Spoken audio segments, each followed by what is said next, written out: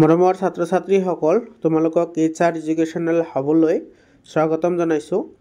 আজি তোমালোকৰ কাৰণে লৈ আহিছোঁ নগাঁও জিলাৰ প্ৰি ফাইনেল এক্সামিনেশ্যন 2022 আৰু 23 মাজত যিটো সংগঠিত হৈছিল। এনেকুৱা ধৰণৰ প্ৰশ্ন তোমালোকে সমাধান কৰিলে তোমালোকৰ আগন্তুক 2024ৰ যিটো মেট্ৰিক পৰীক্ষা আছে সেই পৰীক্ষাৰ কাৰণে বহুতখিনি সুবিধাজনক হ'ব আৰু হেল্পফুল হ'ব।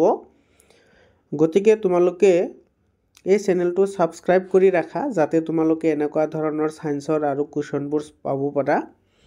আজি আমি টোটেল 20টা কুৱেশ্যন আলোচনা কৰিম। যদি তোমালোকৰ এনেকুৱা ধৰণৰ কুৱেশ্যনৰ কাৰণে PDF লাগে তেতিয়াহ'লে মই ডেছক্ৰিপশ্যনত মোৰ কণ্টেক্ট নাম্বাৰ দি দিম, তোমালোকে হোৱাটছআপ কৰিবা, মই নাম্বাৰটো দি দিম। আৰম্ভ কৰিছোঁ আজিৰ প্ৰথম প্ৰশ্নটো। দন্তক্ষয় সূচনা হয় যদি মুখৰ ভিতৰৰ pHৰ মান তলত দিয়া বোৰতকৈ কম হয়। মানে দন্তক্ষয় কেতিয়া হয়? যেতিয়া মুখৰ ভিতৰৰ pHৰ মান 5.5তকৈ কম হয়। pHৰ ওপৰত আৰু কেইটামান প্ৰশ্ন হ'ব পাৰে তোমালোকে মনত ৰাখিবা, যেনেকুৱা তেজৰ pH কিমান, তাৰপিছত pHৰ মান 7তকৈ কম হ'লে দ্ৰৱটো কি হয়, আৰু pHৰ মান 7তকৈ বেছি হ'লে সেই দ্ৰৱটোক কি বুলি কোৱা হয়। যিটো আমাৰ নেমু টেঙাৰ ৰস আছে সেইটোৰ pHৰ মান কিমান, এনেকুৱা ধৰণৰ প্ৰশ্ন তোমালোকে মনত ৰাখিবা। 2 নম্বৰ প্ৰশ্নটো হৈছে এটা মৌলই অক্সিজেনৰ লগত বিক্ৰিয়া কৰি উচ্চ গলনাংকৰ যৌগ উৎপন্ন কৰে আৰু সেই যৌগটো হৈছে পানীত দ্ৰৱণীয়। তো ইয়াতে যিকেইটা অপশ্যন দিয়া আছে সেই অপশ্যনকেইটাৰ ভিতৰত A নম্বৰটো শুদ্ধ হ'ব, অৰ্থাৎ কেলছিয়াম হ'ব। কেলছিয়ামে অক্সিজেনৰ লগত বিক্ৰিয়া কৰি কেলছিয়াম অক্সাইড উৎপন্ন কৰে যিটো পানীত দ্ৰৱণীয় হয়। 3 নম্বৰ প্ৰশ্নটো হৈছে যিটো অম্লৰাজ সেইটো হাইড্ৰক্লৰিক এচিড থাকে আৰু নাইট্ৰিক এচিড থাকে। মনত ৰাখিবা, এইটো তোমালোকক কেনেকৈ সুধিব পাৰে যে অম্লৰাজ কি। অম্লৰাজ হৈছে গাঢ় হাইড্ৰক্লৰিক এচিড আৰু গাঢ় নাইট্ৰিক এচিডৰ এটা সদ্য প্ৰস্তুত মিশ্ৰণ, আৰু এই মিশ্ৰণটোত ইয়াতে অনুপাত সুধিছে। তোমালোকৰ ডাইৰেক্টলি সুধিব পাৰে যে মিশ্ৰণটোত কি কি থাকে, তেনেকৈ কিন্তু থাকিব পাৰে। ইয়াৰে শুদ্ধ উত্তৰটো হ'ব B নম্বৰ 3:1। 4 নম্বৰ প্ৰশ্নটো বহুত ইম্পৰ্টেণ্ট হয়। এই প্ৰশ্নটো যদিও নাহে, এনেকুৱা ধৰণৰ প্ৰশ্ন কিন্তু পৰীক্ষাত আহিব, এইটো 100% চিয়'ৰ। প্ৰশ্নটো কি কৈছে চোৱা, বিউটানিলত থকা কাৰ্যকৰী মূলকৰ সংকেত। বিউটানেল, ইয়াতে কৈছে বিউটানেল। ইয়াতে যিহেতু লাষ্টত এল যোগ হৈছে গতিকে ইয়াৰ কাৰ্যকৰী মূলকটো এলডিহাইড হ'ব। তো ইয়াতে এলডিহাইডৰ সংকেত হৈছে C নম্বৰটো। এতিয়া চোৱা A নম্বৰ যিটো সংকেত আছে, A নম্বৰটো হৈছে এইটো কাৰ্বক্সিলিক এচিডৰ সংকেত, এইটো কাৰ্বক্সিলিক এচিডৰ কাৰ্যকৰীমূলক। OH হৈছে এলকহলৰ কাৰ্যকৰীমূলক, আৰু OC বা CO এইটো হৈছে তোমাৰ কীটনৰ কাৰ্যকৰীমূলক। তোমালোকে এই 4টা মূলক মনত ৰাখিবা। আৰু এটা মূলক আছে ক্ল'ৰ আৰু ব্ৰমো। ক্ল'ৰ আৰু ব্ৰমো, যেতিয়া ক্ল'ৰ আৰু ব্ৰমো আহে কোনো এটা যৌগৰ লগত যোগ হয় তেতিয়াহ'লে সেই যৌগটো ক্ল'ৰ অমুক বা ব্ৰমো অমুক হিচাপে সেইটো আমি নামাকৰণ কৰোঁ। 5 নম্বৰ প্ৰশ্ন। 5 নম্বৰ প্ৰশ্নটো ইম্পৰ্টেণ্ট হয়। প্ৰশ্নটো সংপৃক্ত হাইড্ৰকাৰ্বনৰ ওপৰত প্ৰশ্ন দিছে। তোমালোকে জানা যে সংপৃক্ত হাইড্ৰকাৰ্বন আৰু অসংপৃক্ত হাইড্ৰকাৰ্বন কাক কয়। সংপৃক্ত হাইড্ৰকাৰ্বন সেইবোৰক কোৱা হয় যিবোৰত মাত্ৰ এটা বন্ধনী থাকে, আৰু অসংপৃক্ত সেইবোৰক কোৱা হয় যিবোৰ হাইড্ৰকাৰ্বনত 2টা বা 3টা বন্ধনী থাকে। এতিয়া সংপৃক্ত হাইড্ৰকাৰ্বন কোনবোৰ হয়? এলকেনবোৰ হয়, আৰু অসংপৃক্ত হাইড্ৰকাৰ্বন হৈছে এলকিন আৰু এলকাইনবোৰ। এতিয়া তোমালোকে জানা এলকেনৰ যিটো সাধাৰণ সংকেত, এলকেনৰ সাধাৰণ সংকেত আছিল CnH2n+2। এইটো হৈছে এলকেনৰ সাধাৰণ সংকেত। ইয়াতে এলকেনৰ ইয়াতে কাৰ্বন আছে nটা আৰু হাইড্ৰজেন থাকিব কাৰ্বনৰ 2 গুণতকৈ 2টা বেছি। তেতিয়াহ'লে আমি চাব লাগিব যে এইটো ফৰ্মুলাত কোনটো আছে। ইয়াতে এইটো ফৰ্মুলাত আছে C নম্বৰটো, যিটোক আমি বিউটেন বুলি কওঁ।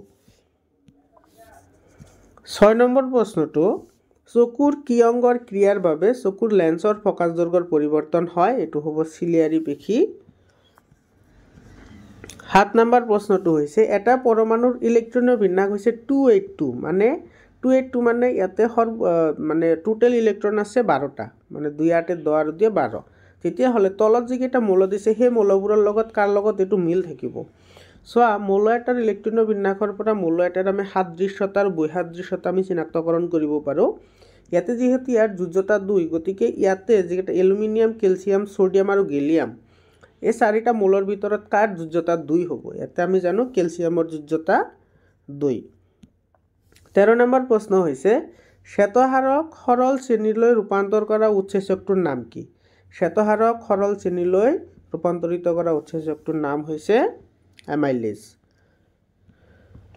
10 নম্বৰ প্ৰশ্নটো হৈছে দি ব্ৰেইন ইজ ৰেসপন্সিবল ফৰ মানে মগজুৰ কাম কি মগজুৱে চিন্তা কৰে ভাব কৰে দেহৰ ক্ষমতা ৰক্ষা কৰে হৃদস্পন্দনৰ নিয়ন্ত্ৰণ কৰে মানে ওপৰৰ সকলোকেইটা এটো 10 নম্বৰ প্ৰশ্নটো হৈছে দুটা নিউৰনৰ মাজৰ খালি ঠাই কি বুলি কোৱা হয় এটো আমি সকলোৱে জানো এটোক সাইনেপছ বুলি কোৱা হয় ইয়াতে আৰু তোমালোকে মনত ৰাখিবা ডেনড্ৰাইটৰ কাম কি এক্সনৰ কাম কি ডেনড্ৰাইটৰ কাম হৈছে বাহিৰা পৰিৱেশৰ পৰা যিখিনি বাৰ্তা আমি পাওঁ সেই বাৰ্তাসমূহ যেটো স্নায়ুকোষ আছে স্নায়ুকোষৰ দেহত প্ৰেৰণ কৰা আৰু একজনৰ কাম হৈছে ডেনড্ৰাইটে গ্ৰহণ কৰা যিবোৰ বাৰ্তা আছে সেই বাৰ্তাসমূহ বৈদ্যুতিক ৰাসায়নিক প্ৰেৰণালৈ পৰিৱৰ্তন কৰি একজনৰ মাজেৰে তাৰ প্ৰান্তীয় স্নায়ুকোষলৈ গতি কৰে এই কথাখিনি মনত ৰাখিবা বহুত দৰকাৰী হয় এই কথাখিনি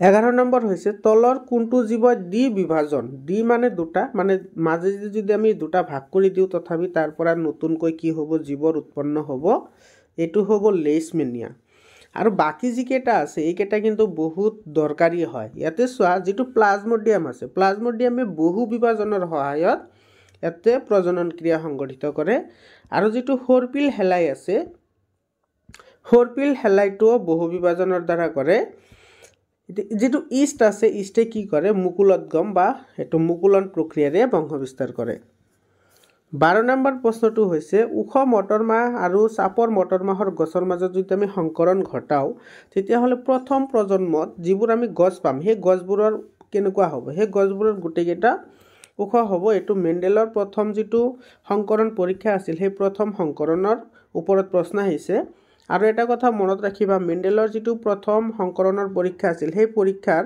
উখ আৰু চাপৰ গছৰ ৰেশিও আছিল 3:1 এটোক ডাইৰেক্টলি তুমি মেন্ডেলৰ প্ৰথম সূত্ৰৰ অনুপাত বুলি মনত ৰাখিব পাৰা 13 নম্বৰ প্ৰশ্নটো হৈছে লক্ষ্যবস্তুৰ সমান আকাৰৰ হত প্ৰতিবিম্ব পাবলৈ হলে লক্ষ্যবস্তুটো অবতল দাপনৰ কোনখন স্থানত ৰাখিব লাগিব এতে সোৱা যেটো লক্ষ্যবস্তু আছে লক্ষ্যবস্তু আৰু যেটো প্ৰতিবিম্ব গঠন হৈছে দুয়োটা সমান আকাৰৰ বুলি কৈছে আমি জানো অবতল দাপনে গঠন কৰা এটাই চিত্ৰ আছে যেটো চিত্ৰ তোমাৰ যদি লক্ষ্যবস্তু ভাঁজ কেন্দ্ৰত ৰাখো তেতিয়া হলে প্ৰতিবিম্ব ভাঁজ কেন্দ্ৰত সংঘটিত হয় বা প্ৰতিবিম্ব গঠন হয় তো ইয়াৰ শুদ্ধ উত্তৰটো হ'ব ভাঁজ কেন্দ্ৰ 14 নম্বৰ প্ৰশ্নটো হৈছে